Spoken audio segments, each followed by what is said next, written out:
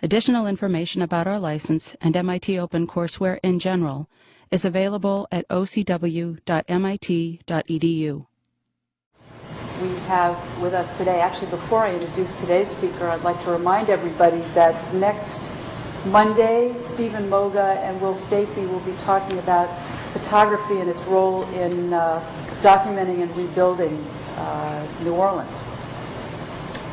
Today's speaker is Wendy Ewald. Wendy has an MIT connection. She graduated from Antioch College and then came to MIT to study photography with Minor White. It was a really wonderful program, legendary program. It was.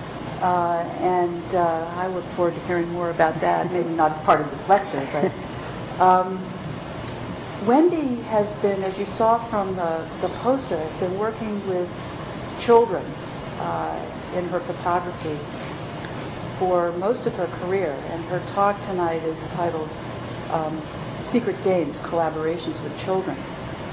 For her work in working with children in photographing their own place and linking that to education and literacy, Wendy is a recipient of many awards for this work, including the MacArthur Fellowship. So thank you for coming this evening, and welcome, Wendy. Thank you. I'm going to sit down. I wish I was sitting there instead of up here, but anyway. So I thought that what might be useful is to kind of look at different phases of my work, because I have been since 1969, since I was here, working collaboratively. And at that time, that wasn't something that people did. Now it's somewhat of a fashion in the art world. But so I'm going to start with the most recent project that I'm working on right now, and it's in Margate, England. And I'm also going to read little bits of things that people have said that I've worked with to give you more of a context for the work. And this is, I'm going to read first something that Ali Reza, one of my collaborators in Margate, England, said. "In this short world of 2 days, why do you walk so proudly? Even if you become a Suleiman, in the end you will still die. I wish for the rights of all children of the world to be respected. I hope for a bright future for all children. My name is Ali Reza. I was born in Afghanistan, Ghazni. Because of problems in Afghanistan, I could not continue my life there. I really don't want to tell anything about it. There was chaos in Afghanistan. My life was in danger. I wanted to get away from all the pain I had suffered to live in a free country." So Margate is a seaside town, which is down at the hills, and it's cold. It was once a grand place, but now there are a lot of decrepit Edwardian hotels. Most of them are empty and boarded up, and but for the past, for quite a few years, the British Home Office has been housing asylum seekers in these hotels in Margate, and also it's become a place for people in Britain to start their lives over again. People who may be from Northern Ireland, or who were fleeing a situation of domestic violence, because there's all this temporary housing there. So I did a project where I worked with a number of children, both asylum seekers and British children, trying to look at the idea of asylum and the idea of starting one's life over, and to expand the traditional idea of asylum. And also I wanted to make present these people in this community who they're more than ignored. People don't really accept that they're there. There's a lot of tension. They think that asylum seekers are getting a free ride. They don't want them housed in their community. So I made portraits of each of the children I was working with, their faces, with a 4x5, the backs of their heads, and the objects they brought with them. I also taught them how to use Polaroid positive-negative film to photograph their impressions of their new environment. They made maps of places they had come from and maps of their new home. And then I also made interviews with them. And you see along the side are the words that they have written. And then the first group we put along the seawall, and there were about 6 young people's suites of these photographs.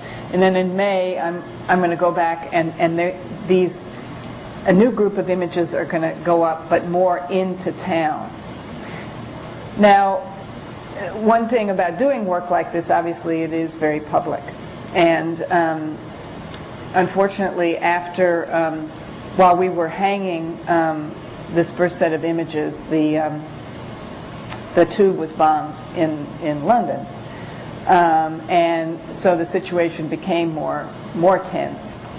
And a week after we put up the images, 2 of them were petrol bombed.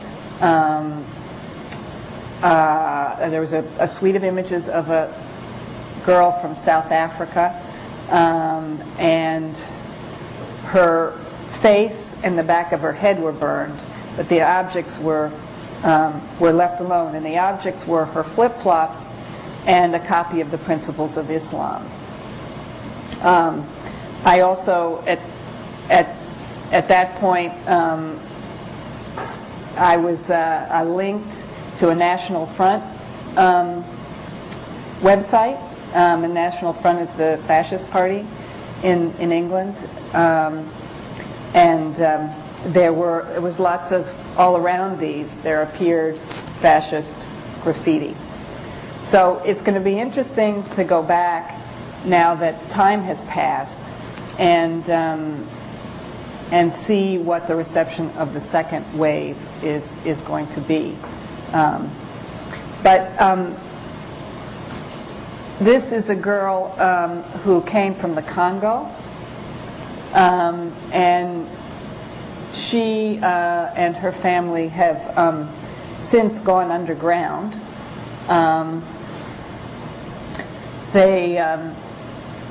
Their initial appeals for asylum were turned down, and they became nervous and went underground. This is a boy named Yuri from Belarus, and he chose his religious icons for me to photograph. And Yuri was a very difficult kid to work with, very emotional, very attached to me and my co-workers. It was difficult to leave in the evening without a very squeezing hug from him. And when we left, it was very sad. I worked with them for a number of weeks, and they were housed in a hotel that called the Nayland Rock Hotel, which was a place where T.S. Eliot wrote part of The Wasteland, and it was the grand old hotel in the community. It was an amazing place because there were people from all over the world there coming and going. And 6 months later, Yuri and his mother were moved. They were given a house, an apartment in the north of England, and I went to visit him, and he was a totally transformed person. No longer was he clingy, and he was confident. He spoke English. He was going to school. He had changed his name to George, and it was an incredible transformation. Then a couple of months later, when I went back to England, I called his mother again, and I said, "How are you?" And they all have cell phones. And she said, "Well, 50-50," because her English wasn't so good. And they hadn't gotten one of their papers in on time. They had been removed from their apartment and put in a detention center, and were waiting in housed in a hotel near the airport the day that I called them. And so I arranged to meet with them the next day, and at their hotel. And when I called again, I never got them again. So I can only assume that they were deported.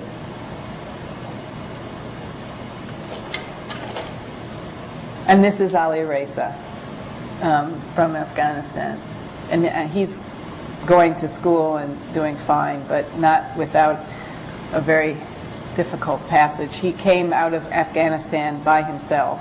He lost everybody in his family. And so initially I worked with them. They couldn't speak English, and I did interviews with them, and then by the time that I met with them again, they could speak English.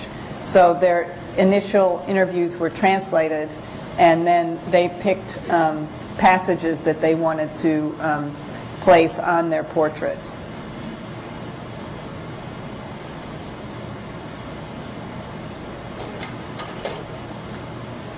And this is Zakia's, and these are the ones that were burned. She's a 10-year-old girl who actually lives in the town with her family. They moved and settled in Margate.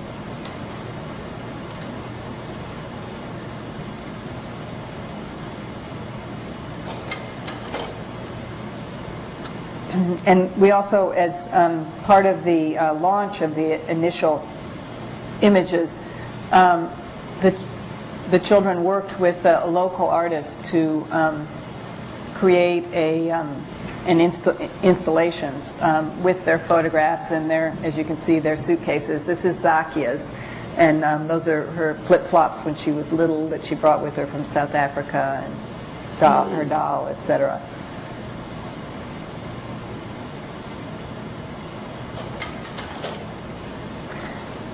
And I initially came to, the first time I worked on this scale was in Richmond, Virginia. And I was invited by Virginia Commonwealth University and the local community that surrounds VCU to do a project. There was a series of discussions about communities in crisis. And the Carver community, which is adjacent to VCU, is a very poor community historically. While I was there, there was a dead body found in the foyer. There was lots of drug activity because 95 cut through the community. There was a fire that destroyed quite a few homes that was started at VCU. They were building a new building and didn't have the correct permits, and there was some problems with how they were building. And so it actually was one of the art buildings caught on fire, and then the fire jumped over the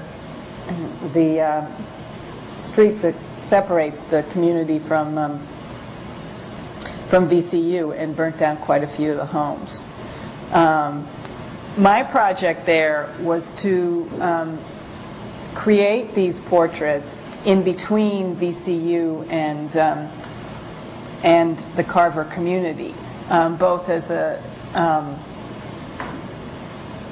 an homage or as to show the people in the community plus the people outside the community who actually lived in that community.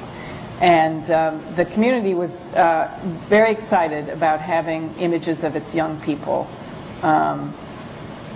this size on homes and on pieces of the university. This is on the home of one of the community leaders. This is on a business that is between the two communities. So this boy has chosen as an object to represent his community his mother's yearbook, and has chosen to write this on the back of his head.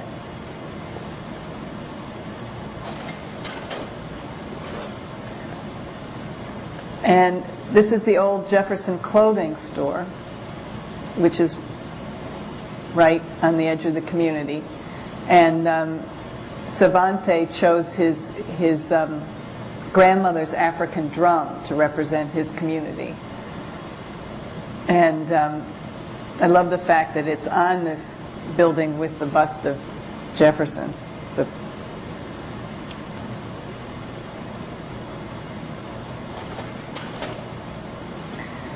But for me, I had always worked inside in galleries, and this was a different way of collaborating with the community, not only collaborating to make the work, but also in a way that they could participate in the viewing of it, and it could change their community. These stayed up for a year and a half.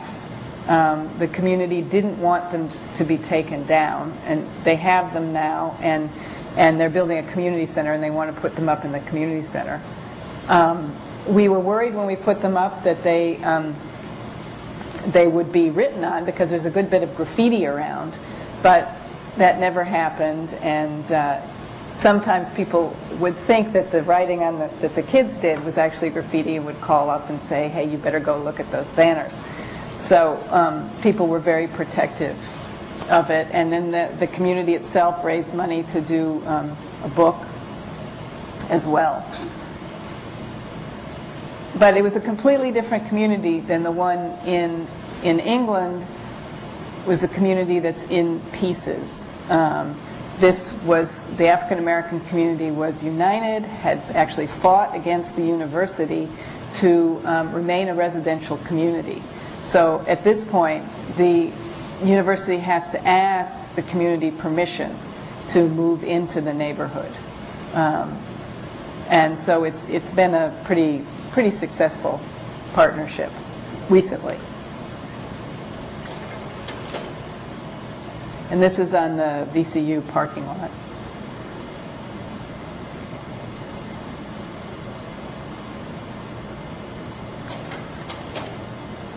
But I started working in Kentucky. Well, I actually started working before that, but in the early 70s. And I worked in Appalachia. And this is a self-portrait that one of my students took. And it's a picture of me with the statue behind me. So anyway, to just kind of back up a little bit, when I started working, I was really interested in how people use images and what are they for, and does that change actually what the images are.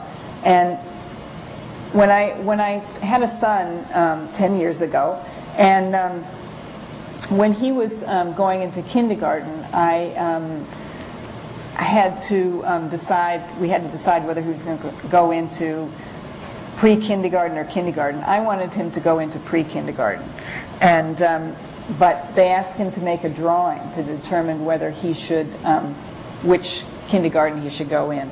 And he made a kindergarten of a man with a heart and a soul, and I guess he was 3 or 4 at the time. And they hadn't seen a drawing like that of that a child that age had made. So they decided that he needed to go into the kindergarten. And then when he started out, all the rooms, and you probably have seen this, had little drawings, had little cutouts with each of the kids' names on them. Well, in his room, they had owls that were brown, and the names were written in black on these brown owls. And they were very difficult to read.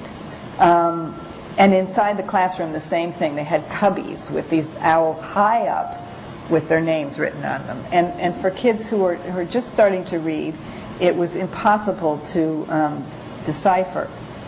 And for kids also, I think, are very complex visual thinkers.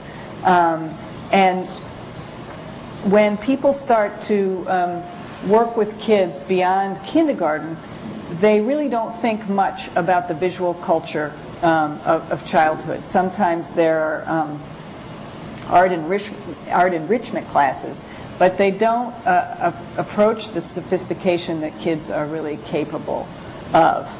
And they see what's around them, they process it.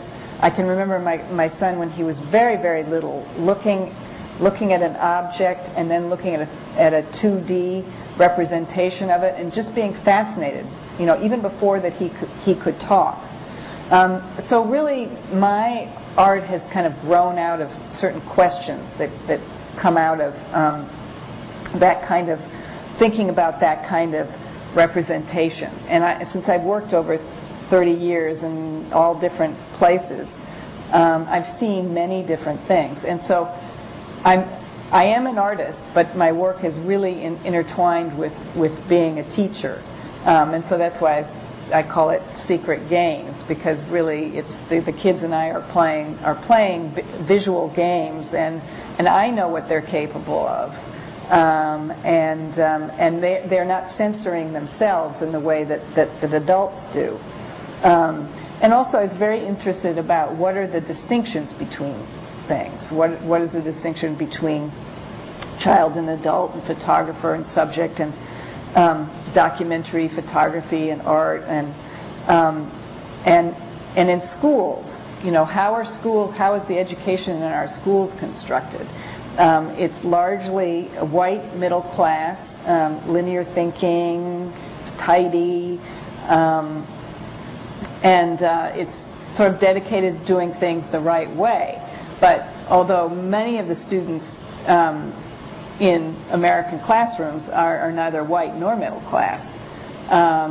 So what I was interested in was finding ways of bringing my students' world into the classroom. But the pictures I began to see were not pictures that I'd seen before of children. They are very different than quote, innocent portrayals of children who might be adorable in middle class tableaus or victims of poverty or war. And I think that these things are sort of packaged ideas of childhood, and that's not what I was seeing. And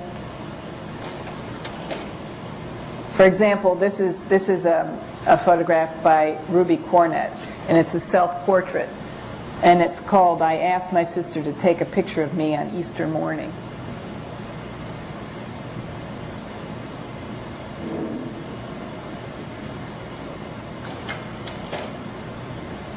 And this is a picture that Freddie Childers took of himself.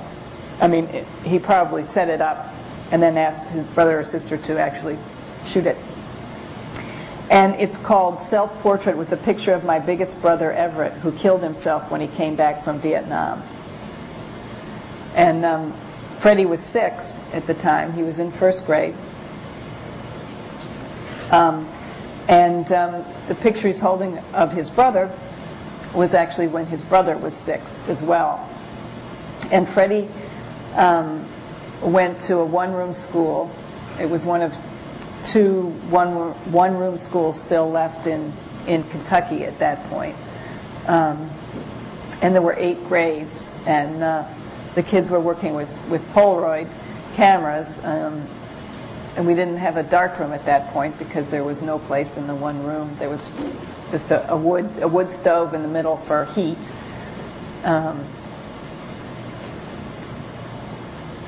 So the first thing I would do, let me go back to this, the first thing I would do would be to ask them to make self-portraits. This is kind of, I started working there in, I think 1975, and I was developing a way of working within schools at that point. And I discovered that if you teach writing along with photography, that teachers and schools will let you do pretty much whatever you want to do. And so it was a strategy. I was much more interested in the images. And I also thought the writing could help the students focus on what they would take. So they wouldn't, just run off home with the camera without any idea. Well, I sort of discovered that that was actually a pretty good idea, and that you could go both ways.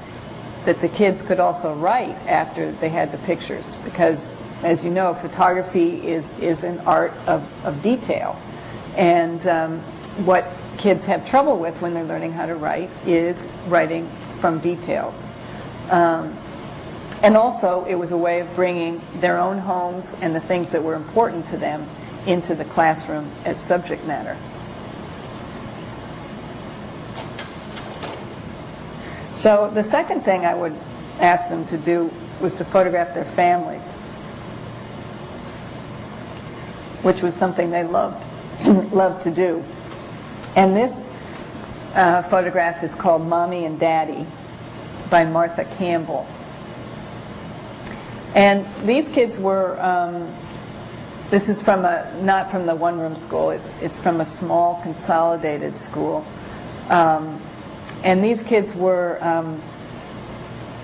taking Instamatic cameras home, which they were little cassette, it was 126 film, it was wonderful film, it was a +X film. And it had 12 shots in it. You'd put this cassette in the back of the Instamatic and close it up, and if another kid came along and opened the back, it was fine. Only the shot that was about to be exposed would be ruined. And then they brought the film back into the classroom, and I had built a darkroom in there. It was basically a box with a black plastic top on it. And they would develop and print. And I was fortunate to be able to work with these kids, some of these kids, for 5 years. So I saw them from when they were in the 4th grade through the 8th grade. And then we eventually did this book together. So also, another thing that was very important to these kids were animals. They were rural kids. The animals were pets, but they were also food. And this picture is called "My Daddy is Measuring Our Hog" by Joy Ingram.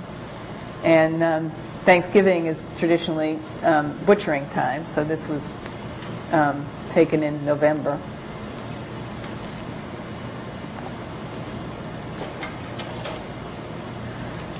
And one of the things that I am the oldest of 6 kids. I was around a lot of kids in Kentucky, my neighbors, and I often watched them and thought about their intense creativity when they're playing, and was wondering how I could access that photographically.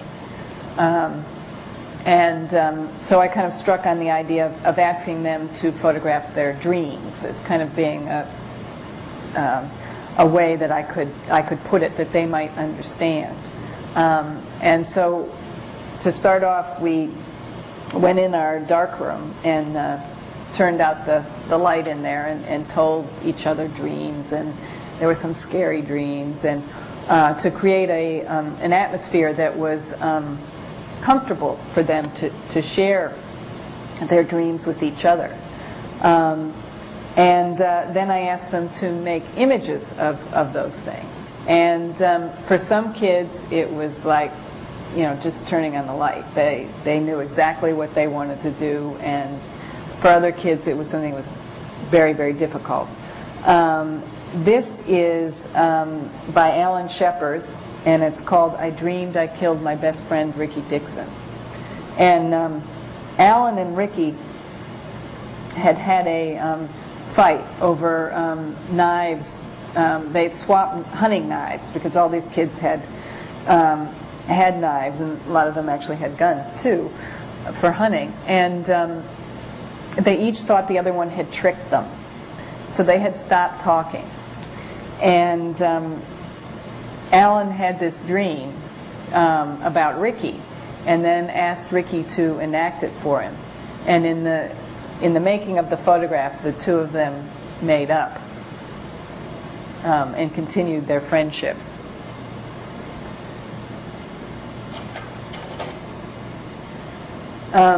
This is by Denise Dixon, who is the most talented student I've ever worked with. I don't know what has happened to her. She moved away from the mountains. And this is called "I Am Dolly Parton." And Denise's only photographs pretty much were self-portraits and photographs of her twin brothers who were younger than she was. But she did many self-portraits. This is another one called "The Girl with the Snake Around Her." I am the girl with the snake around her neck.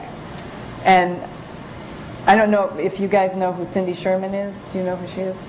Well, I always say that Denise did these before Cindy Sherman did her pictures.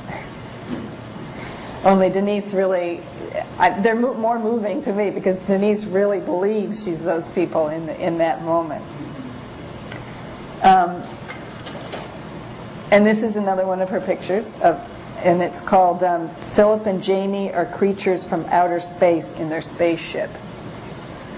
And she worked very hard to create the effects that she wanted. There's nothing unintentional about any of this. And you can see if you look at her contact sheets, she experimented with a lot of different materials before she got the stockings right to get that look. And she made some very long, complicated dreams too. And we had an exhibition at the University of Kentucky. We had many exhibitions. We had one at the International Center of Photography in Chicago, and but the one at University of Kentucky, we took most of the kids, and Denise's mother came as well because she was very proud of Denise's photography. And during the opening, she stood next to that picture the whole time to tell anyone who looked at it that her kids really didn't look that way. But, you know, there's something, I knew that there was something about these pictures that I hadn't seen in other photographs before. Either photographs of Appalachia, or actually earlier I worked in Canada. They were different than documentary pictures. And it's interesting now, I'm starting to because of the internet, get back in touch with a lot of these people who are now in their 40s. And it's interesting to hear, you know, what that kind of meant to them, or how it fit into their lives. And we're about to reprint the book, which was now 25 years ago, I guess, that we did it. And then I did lots of things, but I went to India in the early 90s. And for me, that was a very important experience because I lived in a village in Gujarat, and I worked with kids, 20 kids in that village. And those kids didn't have any pictures. Nobody in the village had any pictures. There were no newspapers with pictures. There were no books with pictures. There were no snapshots. The images that there were laminated, colorful laminated pictures of the gods that were on their houses. And so when I started working, everybody wanted to be involved. And I was working with a local organization, and the elders in the village said that they thought that I should create a kind of test to see who should be in the class. And so I asked each one of the kids what they wanted to take pictures of, why they wanted to take pictures, and to look through my camera and tell me what they could see. And what I started discovering was that they all said they wanted to photograph the gods. And so I was really perplexed, and as were the people from the community who, not from the community, but from the organization who were working with me. And finally we said, okay, well, so what is a photo? And which was the word that was being used in Gujarati. And they showed us the laminated pictures of the gods. So what I had to do, which was such a privilege to be able to do, was to tell them, to show them what a camera could do. And I fortunately had Polaroid positive negative film. So I took a picture of each one of them and showed them the negative and gave them the print. And I just asked each one of them to sit how they wanted to sit. So I did a whole series of pictures of them, and it was the first time they'd looked at a camera and the first time, you know, the camera had looked at them. And I was just doing it as a teaching tool. But then later on, I realized that there was a kind of power to the images because of that, you know, first intense gaze. And so I used them subsequently in a book that I did. And then I paired them with interviews I did with the kids at the end of the project. And this is Hasmukh, one of the kids, and I'll just read you a little tiny bit of I think, if I can find it, of one. Because it also, context became very important for these images. I, you know, needed to explain really who these kids were. Not that just that they were taking pictures, but who they were was as important as what they were taking pictures of. So he's 14 and a member of the farmer caste. And he says, I got married 2 months ago. It was a nice day. We all went to my wife's village on a tractor. No one danced, but people sang. I enjoyed it. I married Gali from Vasna near Dodal. My sister married a fellow from Vasna, and when we visit, I'd see Gali fetching water. I had no idea that I would marry her, but she knew. I didn't even know her name. When I got engaged, Gali's relatives came here to the village. Her father brought me a turban, a letter, and a piece of paper. Then he put a coconut in my hand and brought me a bowl of butter to drink. Her father's a rich man, so she brought lots of money and gold ornaments with her. Gali wears village skirts and saris. She's tall. Maybe I'll grow to be a tall fellow like her. But short boys get married too. She's 13 and I am 14. I like her. She's good-natured and good-looking. I took 4 or 5 pictures of her standing by the door. I'd like to bring her to photography class, but she'll feel shy. She doesn't fight with me. She always respects me, and when she doesn't, I'll send her away. Eventually, I'll go to my father-in-law's place to live. They have a scooter and 2 cycles over there.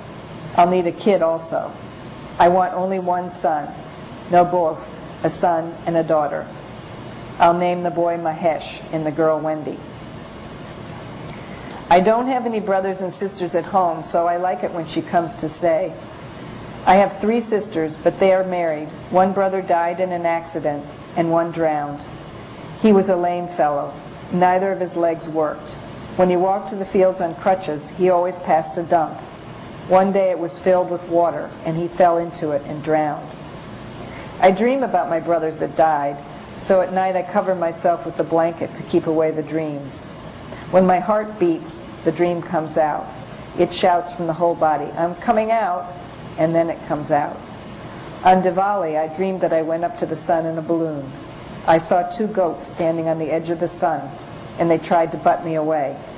We are all dreaming, but in the morning when we open our eyes, the dreams are all gone. Last night, I dreamed I had a girl in my pocket.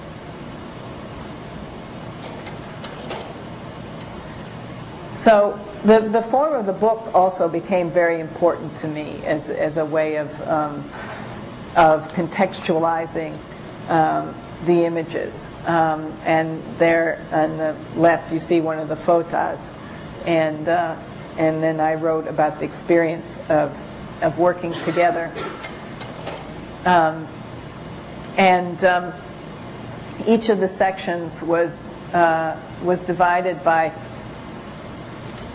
prayers that were used in the process of working together. And this is a prayer which was recited at the dedication of the darkroom, because we built a darkroom.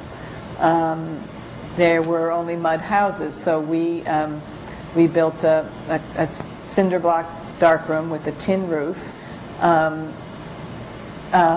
the barber's front yard. The barber was one of the village elders, and he agreed to let us have that piece of land for 10 years, rent-free, if at the end of the 10 years he could have the building. And so it was a big day when the dark room was opened, and there was lots of ceremony and speeches, and this was part of it. And another thing that was quite remarkable about these kids is it was very difficult for them to photograph there, because everybody wanted their photograph to be taken. And so it was hard for them to isolate the figure or isolate something. So towards the end of the project, they spontaneously, some of the kids started cutting up the images. This is the result of one of those projects. But they used everything, every bit of the process, the paper that wrapped around the film, the box, the leader, and I got books with archival paper from Gandhi's ashram for them to work on. So it was a case of sort of following where they wanted to go. And then eventually, when I did do this book, which is called I Dreamed I Had a Girl in My Pocket, there was a section of my photographs, a section of their photographs. So it was really about this collaboration. It was about the village, but it was also about how we had worked together. And so the picture on the right is my picture. The picture on the left is Sajan's picture. And she's photographed the wedding of the girl whose face is cut off in the front, and the boy in the center of the picture. And so they, just want to say one more thing. One of the great things about working with them is that they really believed strongly that making an image was giving respect. And so every piece of the process also, they related to that. And when they developed film, when they would agitate the film, they would pray, because it reminded them of the ardi, which is part of the prayer ceremony. And in the darkroom, we had a bulb that we painted red for our safe light, and they called that God's bulb. But it was a privilege for me to get to understand photography through their eyes, and to have to explain it from the basic viewpoint of giving respect by making an image. And then I went to Polaroid, sent me to Mexico, and to create an exhibition. And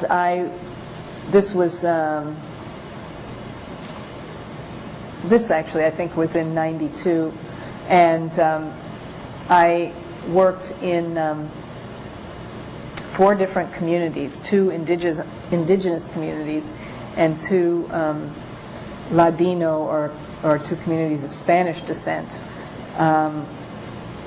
in Chiapas, and it was the year before the revolt in Chiapas, and it was the first time I asked kids actually to use positive negative film.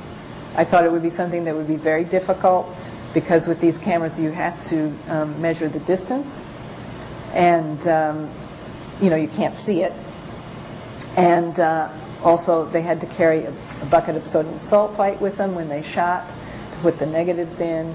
It was pretty complicated. What I found, however, is that's a great thing to do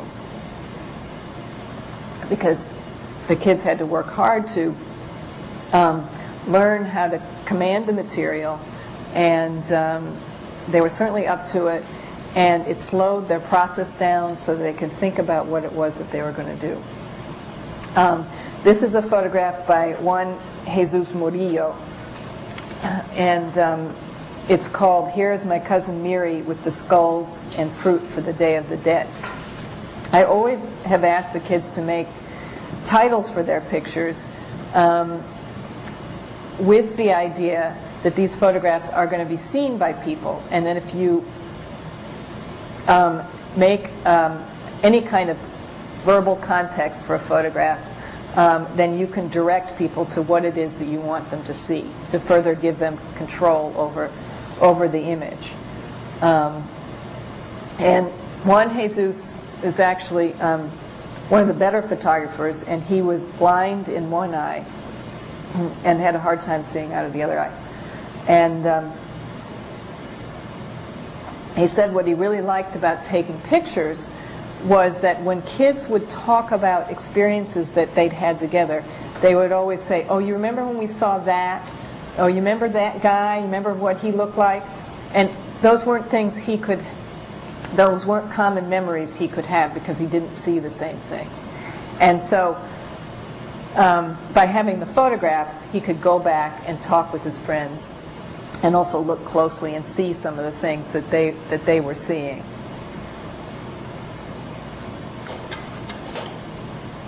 And this is by Teresa Lopez, called "My Dog Walking in the Patio." And of course, every different camera, different kind of film, affected the process, affected the photographs, but also the process of working together. This is by Nicasio Perez, and it's called "My Sister is Braiding Her Hair."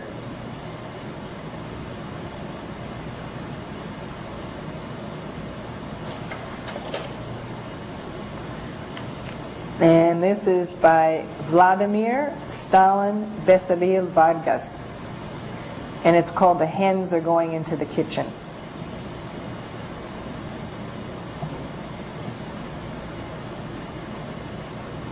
So here again, animals.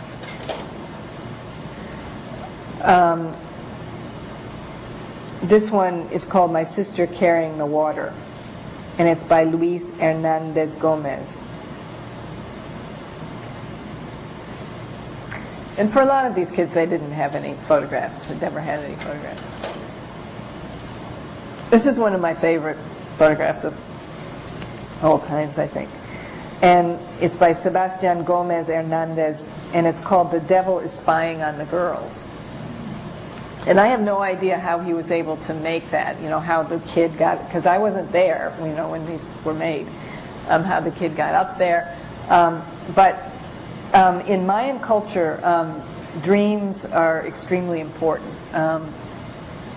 Whatever happens in a dream is considered as real as waking reality. So when I let them know that we would be, I would be asking them to photograph dreams, they were very excited. And all I had to say is "fantasias," and the next day they arrived with masks that they had made, and this is one of the masks. They didn't have any materials, so the masks were made from the back of cracker boxes, and they're beautiful masks. But I said, well, why did you make the horns coming out of the jaw? Why didn't they come out of the, the top of the head? And he said, oh, I don't know, it just looked good to me that way.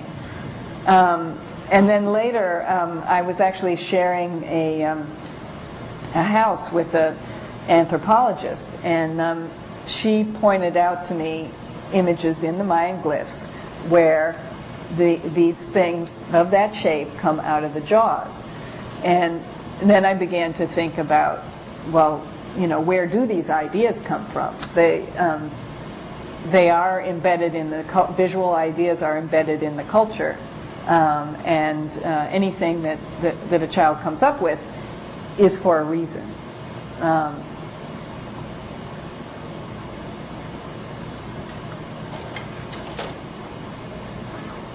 This is called Wolfman and His Enemy by Javier Bautista.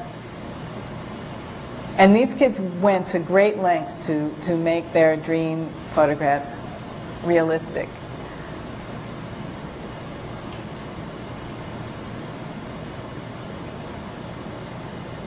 And they're also using a very difficult process where they're measuring the distance and they got to hold it steady. And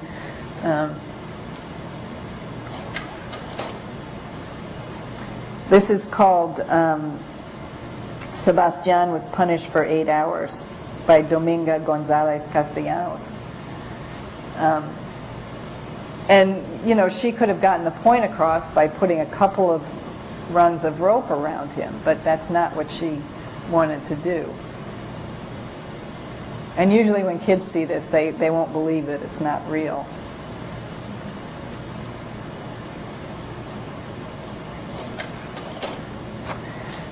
So I did many other things, but another experience which was very important to me was working in Saudi Arabia, which I did in 1997. At a certain point, I became very interested in how people see photographic images in different cultures and different countries in the world. So I was sort of trying to go to as many different kinds of places. And I was very interested in working in the Muslim world. And I worked in Morocco for, I guess, in 1995. It was a wonderful experience, but it was quite difficult. I made some mistakes. I asked the kids to photograph their families, first of all, because I thought that would be where they would be most comfortable, and they let me know later that that was not what I should have done. What they said they wanted to photograph were monuments, and I didn't understand what they meant by monuments, and I thought, oh, that's a very un-kid-like idea. It's a received idea from the culture, and they need to loosen up and be more playful. Those are my stereotypical ideas. And in fact, that's probably what they should have done to begin with. I also asked them to photograph in their community, and everyone assured me that was fine, that there would be no problems, they could do it. And the photographs came back all blurry, and I couldn't figure out why, because I knew that they were very, skillful. And in fact, there had been a catastrophe out on the street, and people were yelling at them, throwing rocks at them. They were trying to trick people. They were up for it. They were very, that didn't bother them. But I felt horrible. And so I finally got the translator that I was working with for all of us to have a discussion which I could tape, so that I could actually get it translated word by word, so that I would know exactly what was going on, so people weren't trying to be nice to me and saying that there was no problem. One of the people I met when I was in Morocco was the cultural attaché, because in order to do all this work, I had to bring cameras and film and everything through customs. I don't know that I could do it anymore, really. So I would get the diplomatic pouch somehow or another. And so the woman who was in Morocco, who helped me out, was then stationed in Saudi Arabia, and wrote me and said, well, you know, would you come work with women and girls? And so I said, sure, and it was very difficult to get a visa. I was going with my husband and my son, and they weren't happy about that I was the primary worker, and also the fact that women were going to make photographs was problematic. There is a house, something called the House of Photography, though, in Saudi Arabia, and there's a men's group and a women's group. And so the women's group asked to have a woman photographer come and work with them. So I decided to ask them to make self-portraits and photograph their dreams, because it was something that they could do within their families. They wouldn't have to go out. This is one of those self-portraits. In order to show them publicly, of course, they couldn't have their faces in them. So she's used the chair to obscure her face. And it's a series called Who Am I? 1970 to 1997. So I think there were about a dozen images, and she's looking at different books which represent different parts and stages in her life, and then has placed different objects next to her.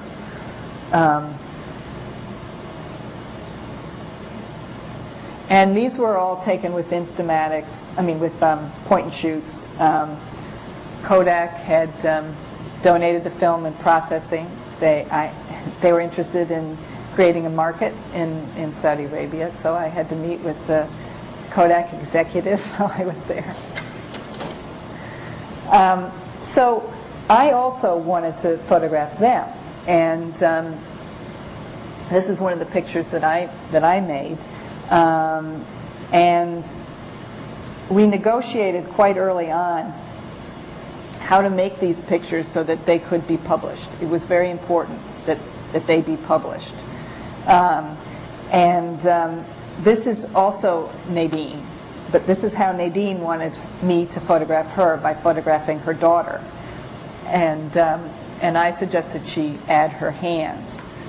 And I had started, actually in India, giving the black and white large format negatives to the people who were in them to alter in any way that they wanted to do it, to sort of lay there, even if I made an image, that they laid claim to that image by putting their own marks on the negative.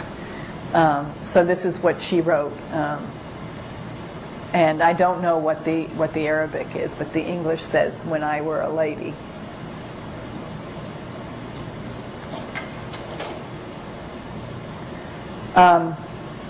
And one of the women that I was fortunate to work with was a writer named Raja Alem, who's continued to be a great friend and correspondent. And she's actually a well-known writer in the Arab world. This is a picture of her holding the Book of Dreams. And then she wrote on her abaya all around. I don't know if I have what she wrote. But when these were first published, I asked her to write a piece to accompany them. And I'll just read you a little bit of it. In this case, photography turned out to be something more. It began when we allowed an outsider to see behind the veil. Then, assuming the role of hunters put us in another realm and gave us a place to stand that was powerful enough to alter the male-controlled orbits we move in. When we took our cameras into the street, people reacted with sincerity and entertained new possibilities. the bodies they had lived in so long, open to whatever experiences they might encounter. They seemed oblivious to the dangers of intrusion or captivity. They opened up and posed happily, smiling at the camera's charm and at our courage in openly pursuing stories in circumstances that are ordinarily closed. By posing, they allowed us to steal their souls, and in the very act of announcing our power, we women gained power over the men.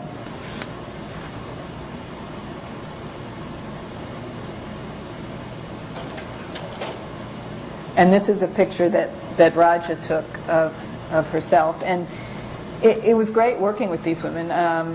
They had never, I think there was one woman who was a photographer, but everyone else had never taken pictures, you know, including Raja. And I worked with them in really very similar ways to how I worked with children.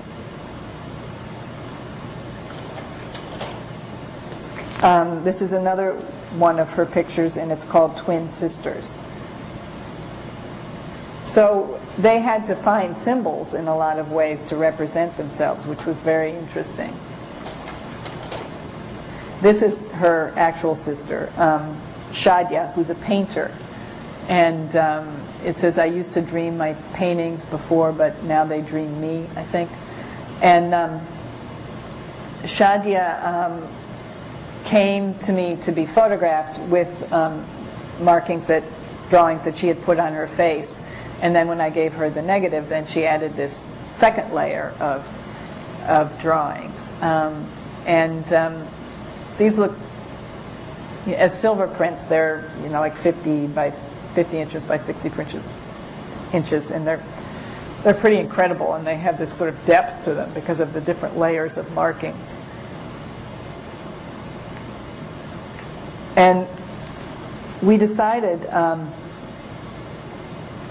to have an exhibition pretty early on. I only could get a visa to be there for 2 weeks, so we did everything in 2 weeks. And but we decided to have an exhibition in Saudi Arabia. There had never been any photographs shown before by women, and so we had to decide who it was going to be for. Because if it was going to be for just women, then they could use any of the pictures they had. But they decided they wanted it to be for a complete audience. And so then we had to begin the process of deciding what we could use and what we couldn't use. And that was actually pretty painful. Well, probably more for me because I wasn't used to it. And also for some of the younger girls. Who were told that they couldn't use certain pictures. For example, this didn't get used, but this one did. And this is by one of the, I took it, of Joanna holding her little sister.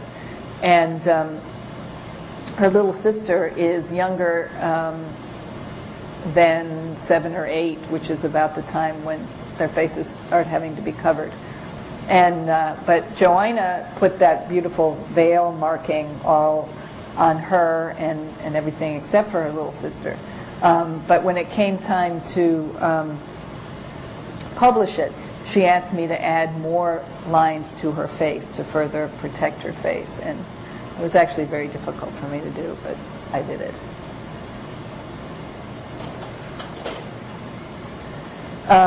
And this is by the one photographer in the group, Noah Khalib, and it's called "Sleeping with My Shoes," and it's a dream image. So the first night there were 3 openings, and I actually wasn't there, but they all called me from the opening. The first night was for women. The second night was for men, and the third night was for families. And they did a catalog, and one of the princesses sponsored it. And this is called "Crying for My Face," also by Noha, which I think symbolically is such a wonderful image.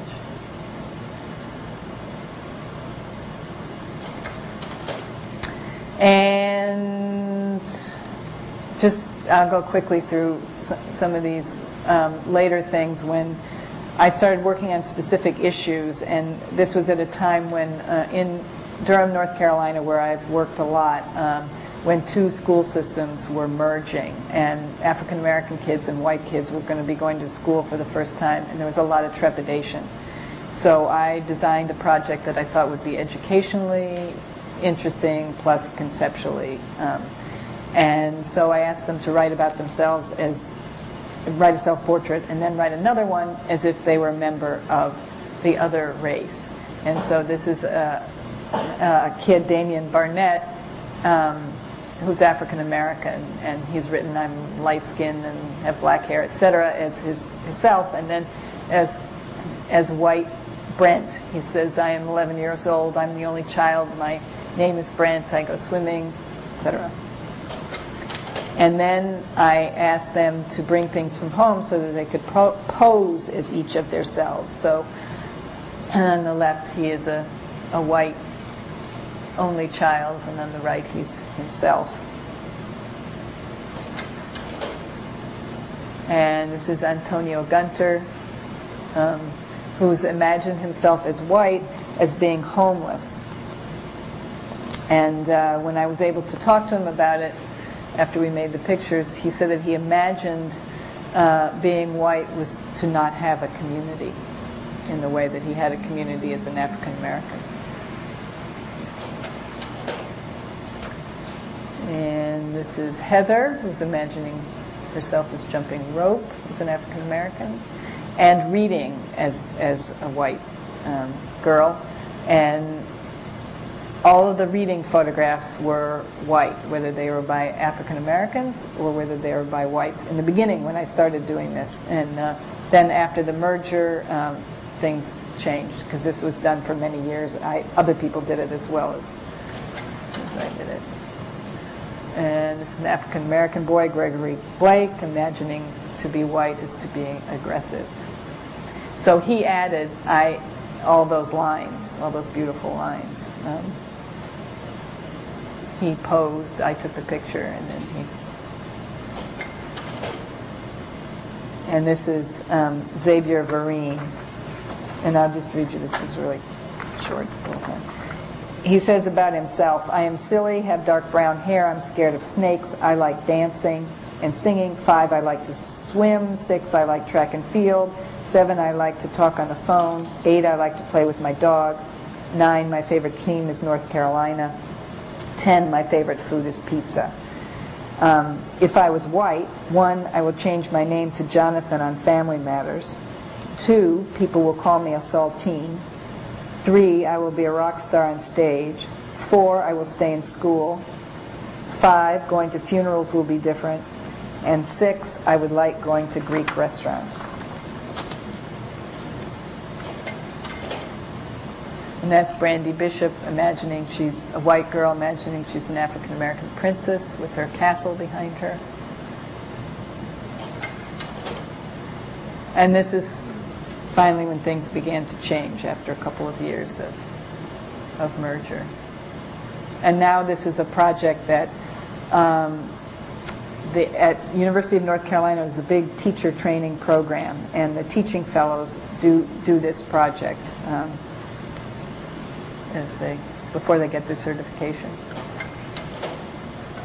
And then lastly, the last book I did was called American Alphabets, and it's looking at what America is through language. And it includes 4 different alphabets: Arabic, Spanish, English, white girls, and English African American middle school students. And the white girls were done at Andover, and they chose the words, and I made the pictures with Polaroid and them directing me, and then they chose the color backgrounds and wrote the letters and the words. And then also there included they wrote definitions, their own definitions for the words, and sentences using the words. And this is the Arabic alphabet, which I did on silk, that you can digitally on silk that you can see through, and it's at this is an installation at the Queen's Museum, and I worked with middle school students in Queens. And this is the word amar, which means to command.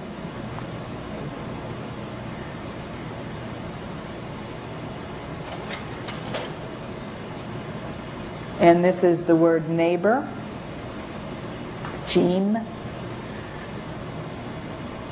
And this was, the installation opened right before the Iraqi war started. And we had Arab Family Day, and it was a wonderful day.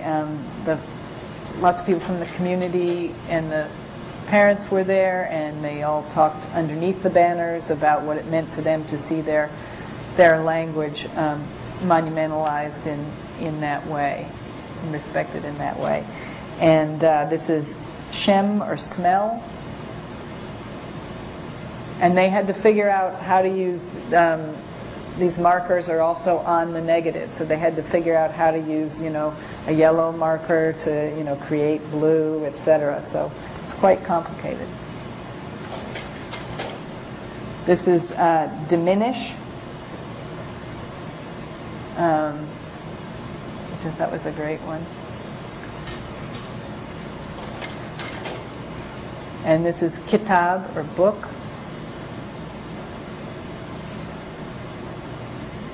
And this is the first time these kids had never been together as a group before, and it was something they were very pleased about. And this is the school lunch. Sorry, it's backwards.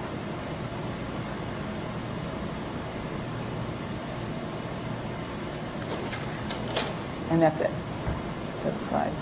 So, any questions, I'd be happy to answer. I have a question. I was curious back to the beginning where you were showing the photographs in Margate and near the Virginia Commonwealth University on buildings and walls and as part of a neighborhood, a place. Mm-hmm. And the question that rose in my mind was who selected the sites for these different photographs to be put up?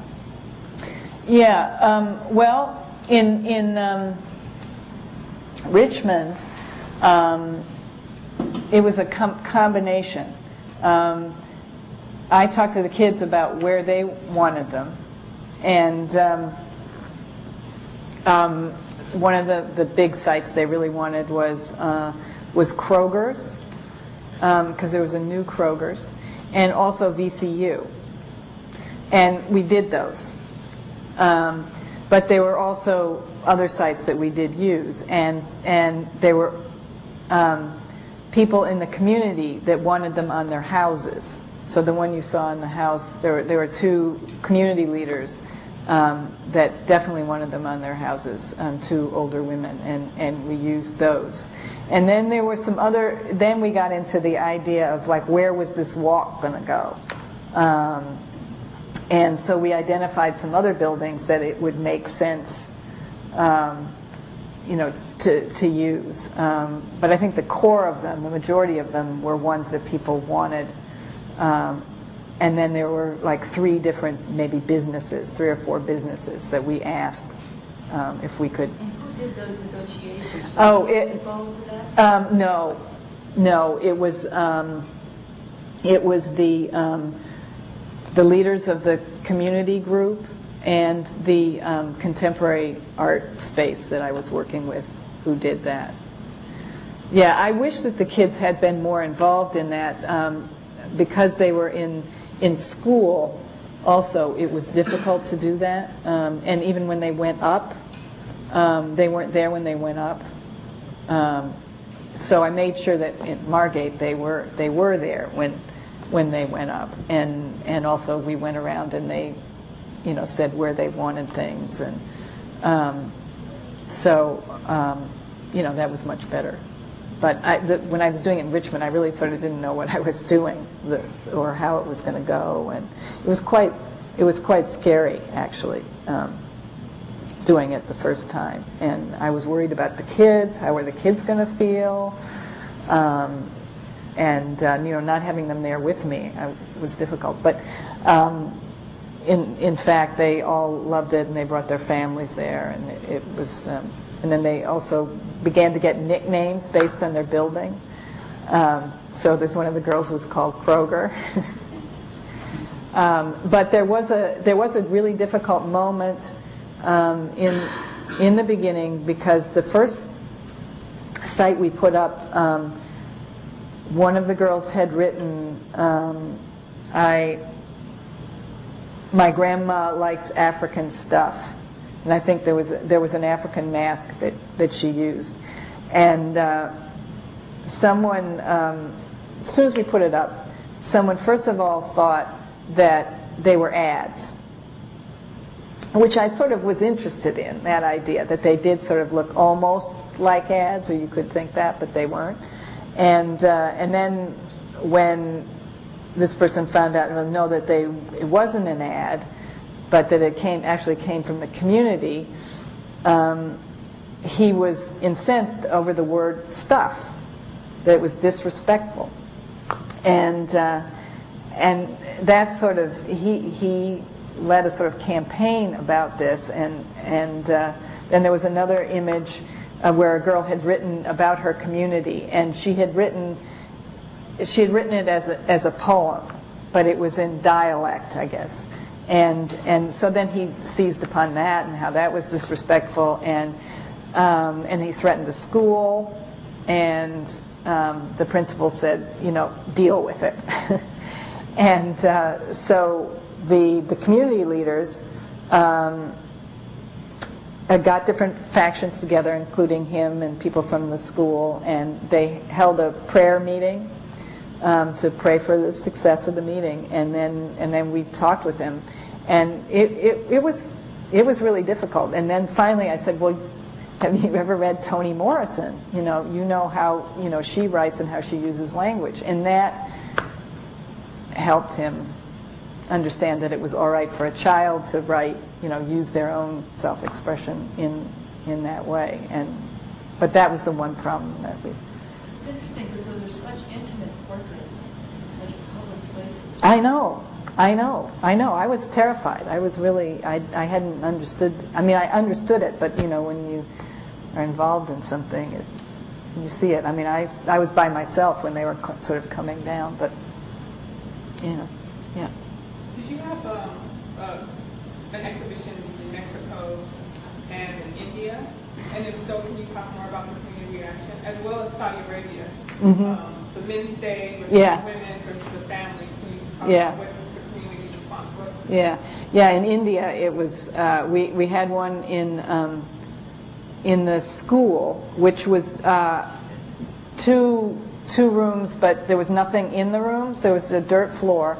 And so I strung clotheslines up, and we got some cardboard, and the kids pasted their pictures on the cardboard, and then they wrote titles on them, and then we used clothespins and hung them from the clothespins, and it was a huge thing. People came from villages around.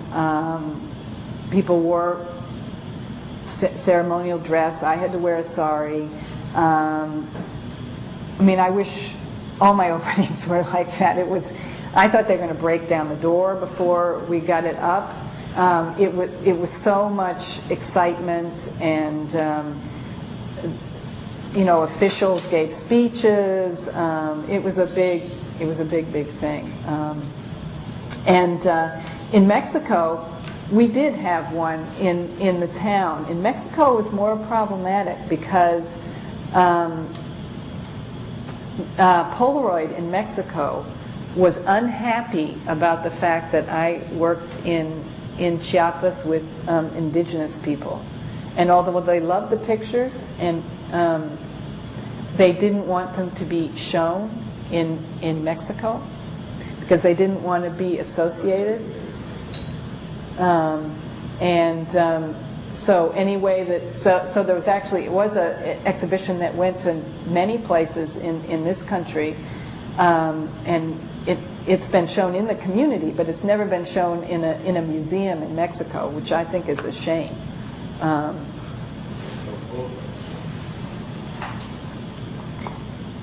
But that's not Polaroid's fault here.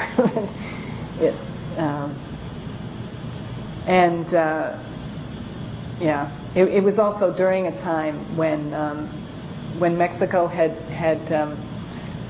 given Polaroid a huge order to make the machines to clean up the voting registration. So it was, politically they thought that they were doing something nice for Mexico by sending me there, and then I did something that was, politically incorrect as far as they were concerned. But I do always have, exhibitions in the community.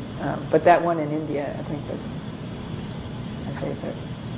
In your Durham project, photography and literacy, have you seen any impact, given that you've been there over the years, have you seen any impact on the place itself through the photography? Well, I think, that's something that would be great if somebody actually looked into, because it has been like at least 15 years. And we have an archive, for example, I guess actually since 1989, we have an archive of children's work, every year.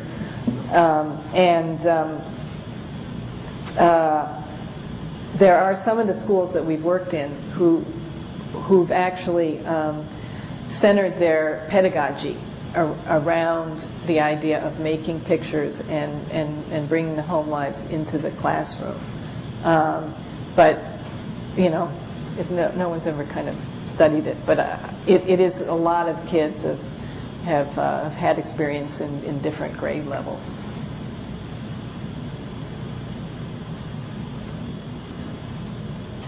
Yeah. You said you recently got in touch with some of the students that you photographed. I don't remember where it was from. In Kentucky, yeah. What are they? Have any of them pursued photography? No. Or?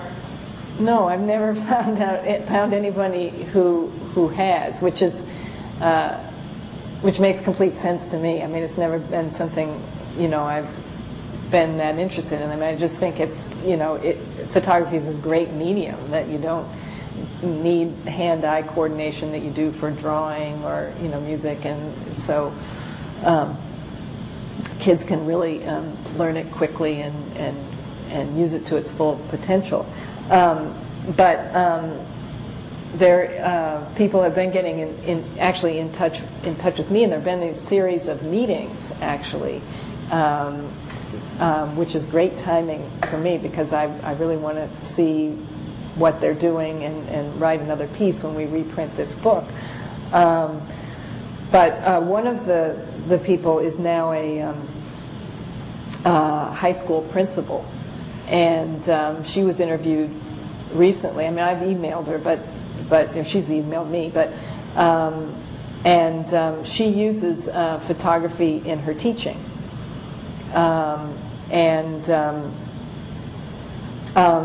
she says that doing the work that we did sort of allowed her to think that she could go beyond what she thought was going to be the life for her. Because actually when I stopped working with the kids, it took me 5 years to find a publisher to publish this first book. But I was very discouraged when I stopped working with them because I thought that as soon as they hit puberty, this sort of potential that they'd had as photographers, as creative beings was over. Because for a lot of them, like Denise, she really stopped taking pictures when she got in 8th grade, and it was really difficult for me, and she knew it was difficult for me, and so it was embarrassing. And but in fact, I found out that through contact later that actually these kids didn't do what I had anticipated, which would be that the girls would have been housewives and the guys would have been coal miners, that their lives were a lot more varied, and quite a few of them went to university. One of them went to graduate school at UNC. And, so it was interesting to see, and I'm hoping actually to go back this summer when they have another one of these meetings where they bring together the people who are now, in their 40s. I can't imagine it. And I think my 10-year-old son has agreed to film it. So it should be interesting. Yeah. I have a couple of questions. You already mentioned about somebody mistaking a photograph for an advertisement or something. What would you think of putting these up in extremely sort of urban metropolitan environments which are proliferated, All the images? Right? Yeah. And then it's so easy because of so many sort of things like them being black and white, also because of advertising photography apprehending these things like Benetton. And then there is this blur of whether you can recognize something as coming from a target community or from real experience as opposed to something that is just, taken up by another form. Right. Just used for purely aesthetic purposes. What are your thoughts on, because what then happens is that it kind of diminishes the possibility of downtown city centers as being these museum spaces. I think it's great to do that. I mean, that's really why I wanted to do that. That's why I made them in black and white, so that they would be different.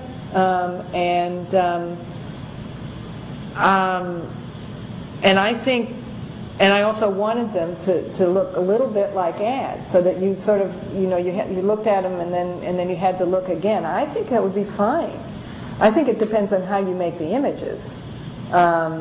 I mean, something like these are very simple, so they're not actually what ads look like.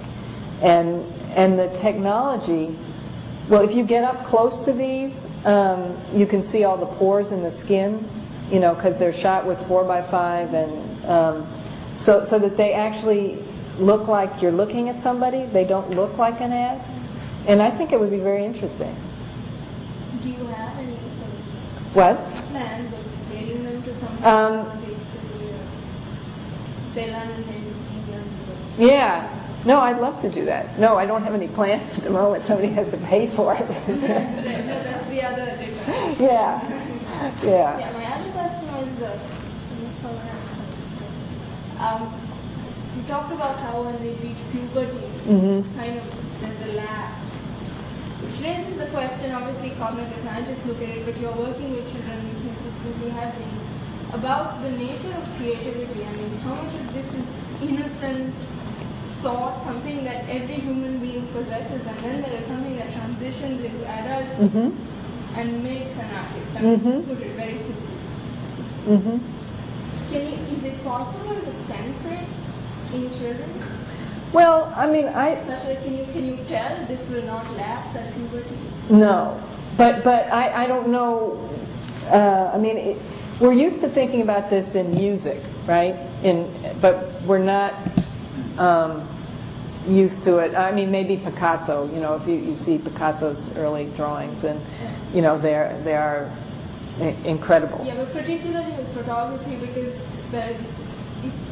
Yes, because you can do it. Anybody can do it. Yeah. Well, I mean, something I would love to find Denise someday, and to see what's the last thing I knew that she became a nurse practitioner. But the thing is, with her, I could tell from the first roll of film that she had a distinctive sense of composition, and it was consistent. For 4 years anyway, until she stopped. And there were other kids that was true for as well.